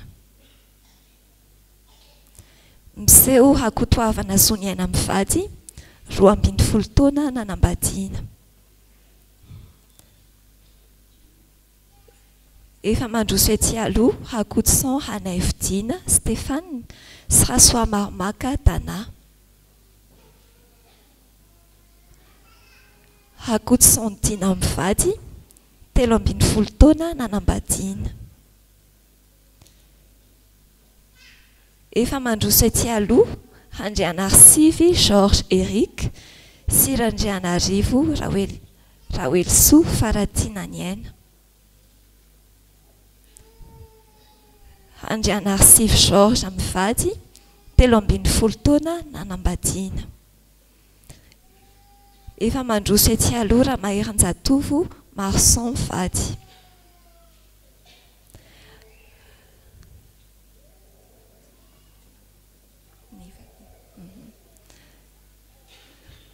Ramaherin-Jatovo Marsan mivady 13 taona nivadiana. Miseo Hambalohery Taina mivady. Miomana Andriamanantsoa ary Taina mivady.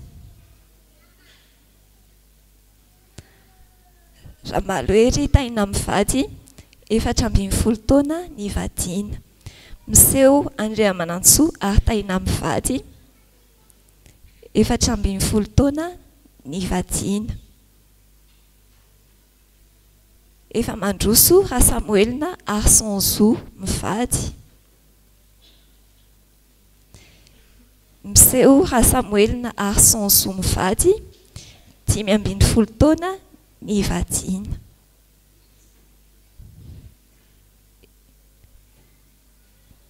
Miseo Akotomalala Tomoina mivady 15 taona nivadiana.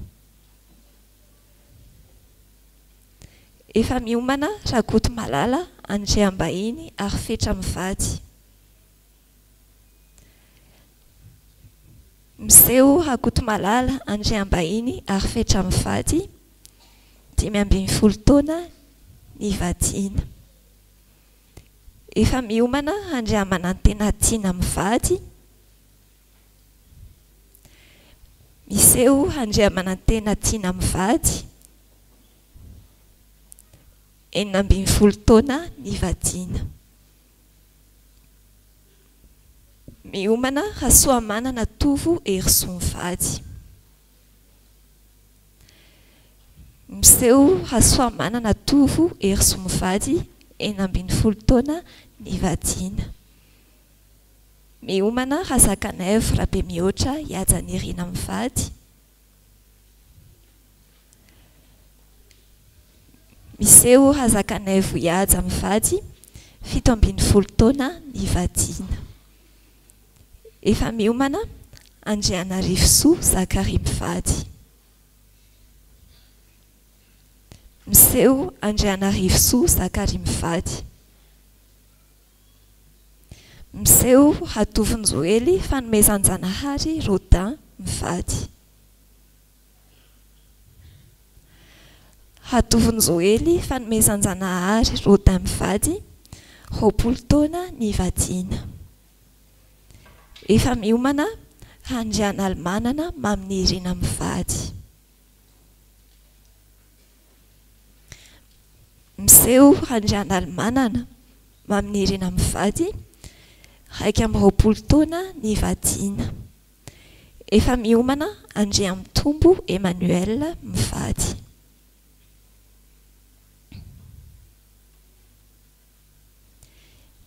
Miseo Andriamitombo Emmanuel mivady 20 taona nivadiana. Efa miomana Ramahefanjatovo Ndretsa mivady.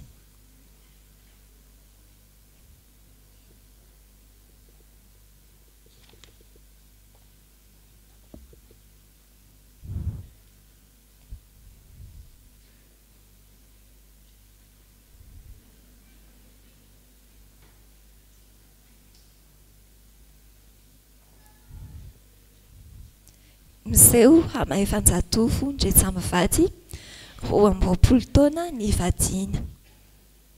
Efa miomana Hanefjaona Rakotoarisopahany mivady. Miseo Hanefjaona Rakotoarisopahany mivady 20 taona nivadiana. Efa miomana Randriamanantena Lalaniaina Erika mivady. miseho handriamanantena lalany aina Erika mivady, miseho hamily arson vonjinandraina mivady,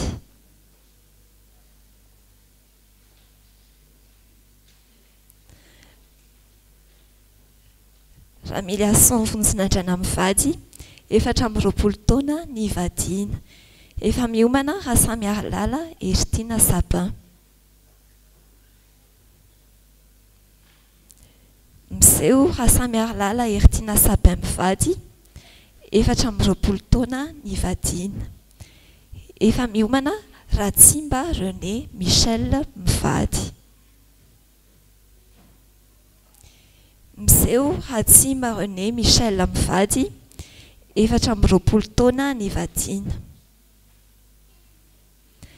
efa miomana Ratsihahonana Frank mivady.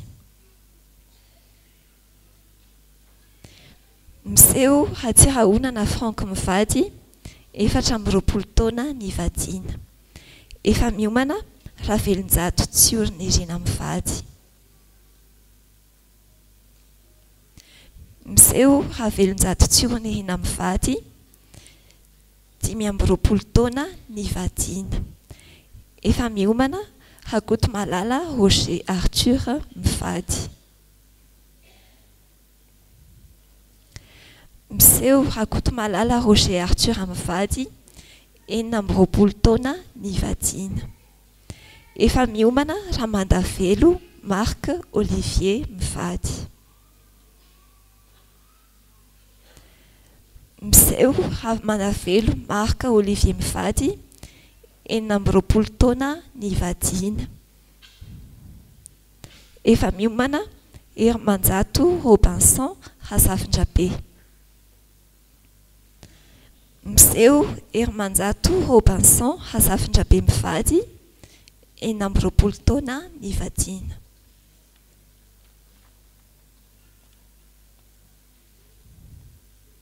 Efa miomana Andriamanjato Mamy mivady.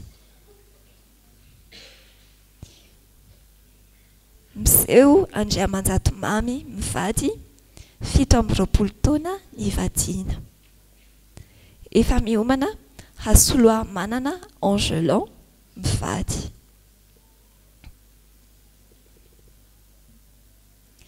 Miseho Rasoloa Manana Angelan mivady 420 taona ny vadiana, efa miomana Ramarikoto Tefinanahary mivady.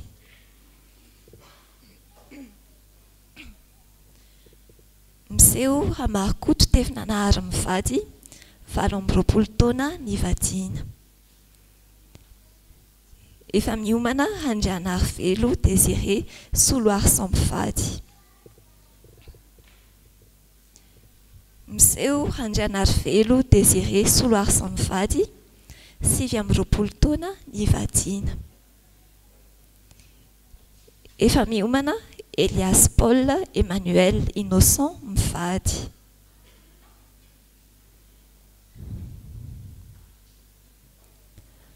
Miseho Elias Paul Emmanuel Innocent mivady 520 taona ny vadiana, efa miomana Rabeniarson Tinanirina mivady.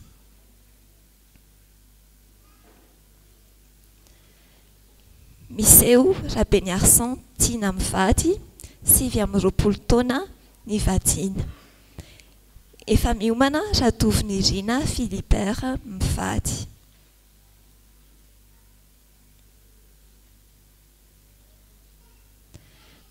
Miseho Ratovinirina Philibert mivady 520 taona ny vadiana, efa miomana Raveloarson Daniel mivady.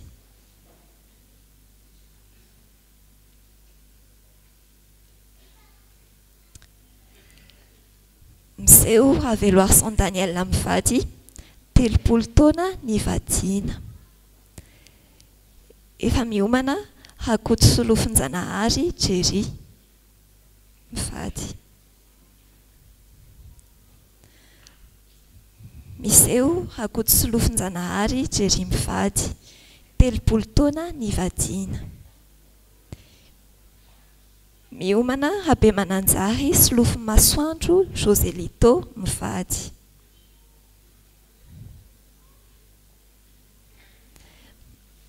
Miseho habe mananjara sy lofo masoandro Joselito mivady 3 taona nivadiana. Miomana hasoa manana andrianantenaina hery mivady.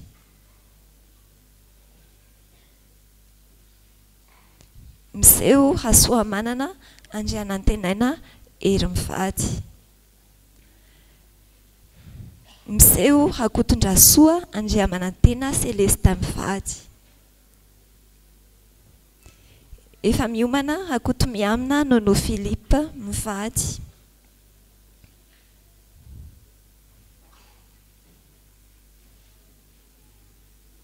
Hakoto miamina nono Philippe mivady izy ireo tompoko dia nialatsiny noho ny tsy fahasalamana mitondra mbavaka azy ireo isika.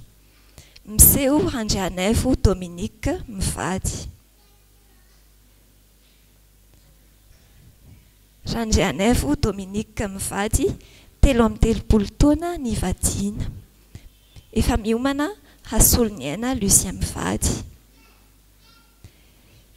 Miseho Hasoloniaina Lucien mivady 3 taona nivadiana. Efa miomana Andrianoro Désiré mivady.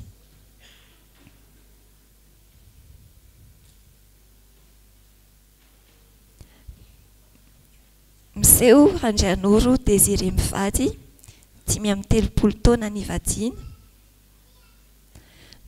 Miseho Randrianandraina Faneva mivady. Miseho Ramaolo Miaso Solofo mivady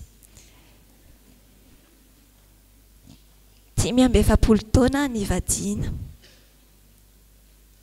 Efa miomana Rambalohery Jean José mivady.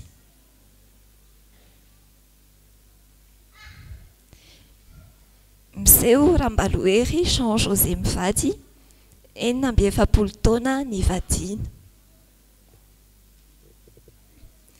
Efa miomana Andriamampiandry Justin mivady.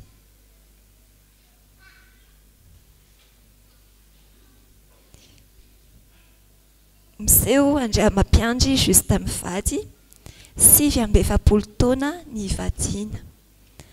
Efa miomana Andriamanantena Léon mivady.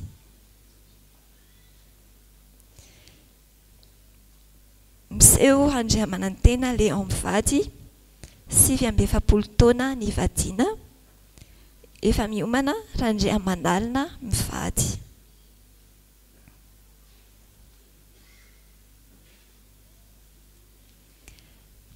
Miseho Andriamanalina mivady.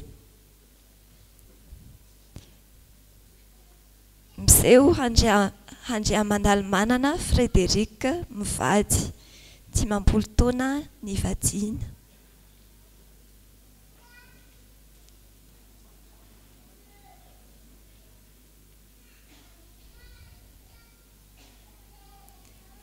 Efa miomana Habarjana Maurice mivady.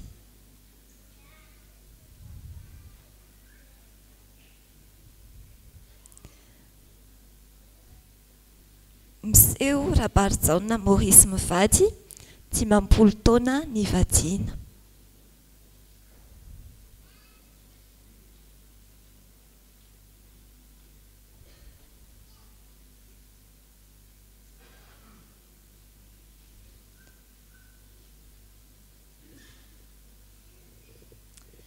Dia izay indray havana ny nomamarana ny asa fahavolombelona io ho an'Andriamanitra irery ny voninahitra. Ry havana ny fahasoavan'Andriamanitra no mbola natoy izao reny mpivady nijoro teo reny.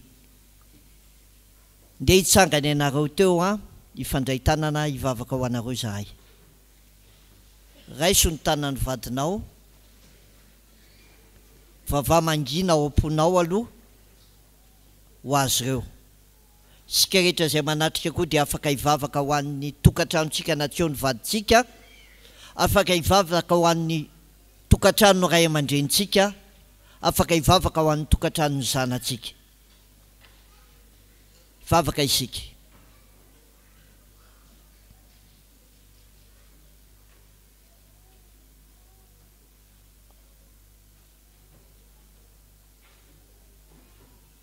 Andriamanitra ray eo, ianao no namboly fitiavana ary ianao no nampisy izany teo amin'ny fiainan'ny mpivady tsiraray avy.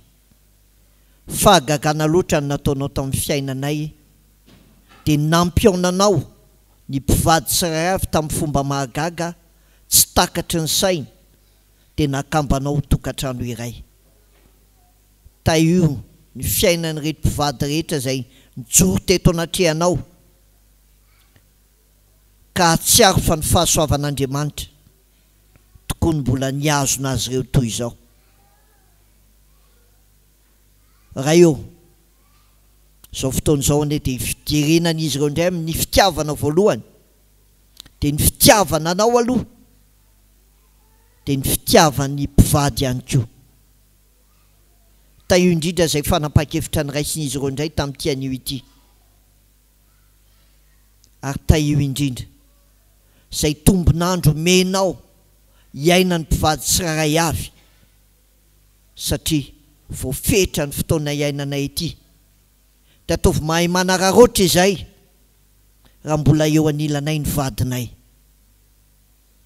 Raha eo, mety misy mikitaotona any, mety misy fitiavana efa mangatsika any, fa tahaka ny tenenanao hoe miverena amin'ny fitiavana voalohany, dia izay fijoroana teto ny tsy ho endrika ivelany fa endrika aseho ho vavolombelonao amin'izany fitiavana marina izany, dia ny fitiavana anao ary ny fifankatiavan'ny mpivady ihany koa. Vavaka manokana izay fa mety misy olona miainao anatin'ny alahelo, manoloana ny fiainam-panambadiana manatrika izao fotoana izao. Enina dia ny olona netiny joro teto azy, fa ny azonay antoka matoa netinao teto.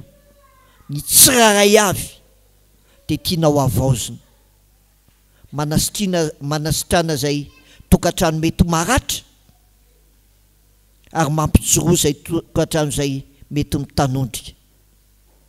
Ary izay tokantrano mijoro tsara kosa, arovy tompo ao fa manam-pahavalo ny fiainanay. Dia taio manokana ireo izay mety mipitrapitra mijery mba roviana ny ahy, omeo izay sahaza azy izy, fa trano sarenany lova avy amin'ray, fa ny vadendry avy aminao Jehova. Taio manokana ihany koa ny mpivady rehetra mba hiampita lay lova tsara indrindra amin'ny taranaka, dia ny mahasarobidin'ny fiaina tokantrano. Dia ataovy modely ho tarafy ny ankonanay, ny taranaka ene, ny fiainanay tsiray avy reto.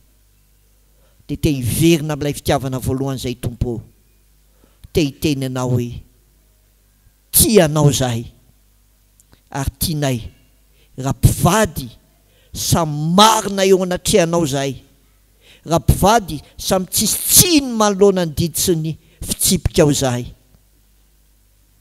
dia ny fanirinay dia fotoana hijoroana indray ho vavolombelonao ane amin'ny fiaina tokantrano, ty fotoana nomenao anay androany ty. Misaotra Kristy tompo. Amen. Todio ny vadinao dia indray izy hoe mbola tiako ianao hoe, dia tsy maninona esory mihitsy le kasibosy, tsy maninona moa zany, inona mahamenatra zany, oroy ny vadinao. Aza menatra, misy menatra, ny mpangalam-pihinana reto tsy menatra koa. Tahiny tompony tokantranontsika.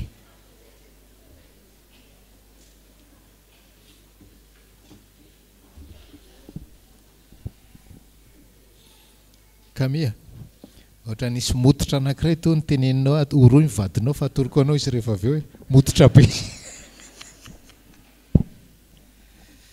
Ok,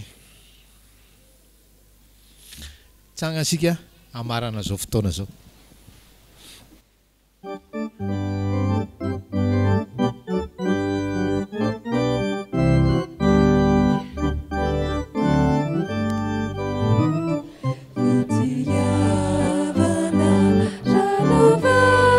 Renouvelle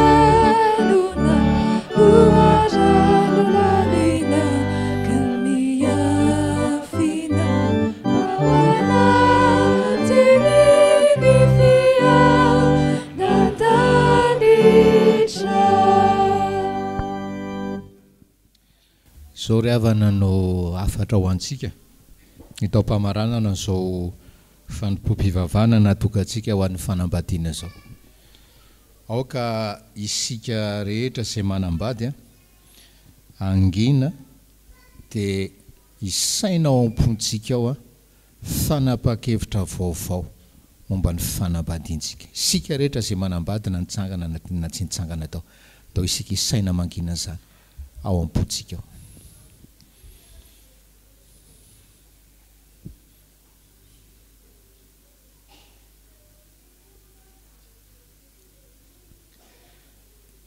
Ary ho anareo rehetra tanora mbola mpitovy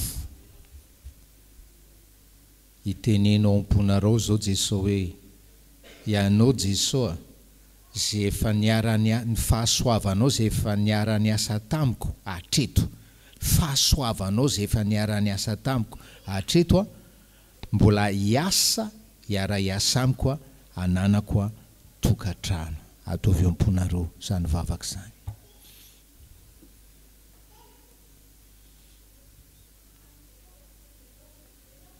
Ho tanteraka aminareo anie nitsodrany tononona amin'ny anaran'ny tompontsika mitahy anao ny tompo ka miaro anao mampamirapiratra ny tavany aminao ny tompo ka mamindra fo aminao manantratra ny tavany aminao ny tompo ka manomenao fiadanana. Amen.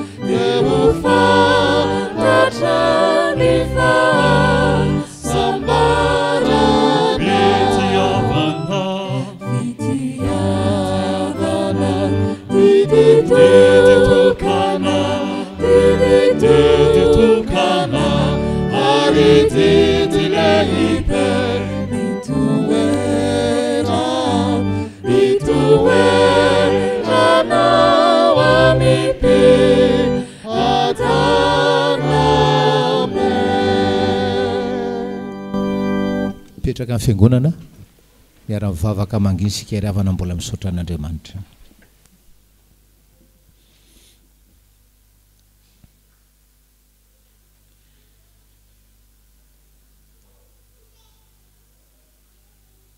Ho an'ilay Andriamanitra velona irery anie ny voninahitra amin'ny anaran'ny Ray sy ny Zanaka ary ny fanahy masina.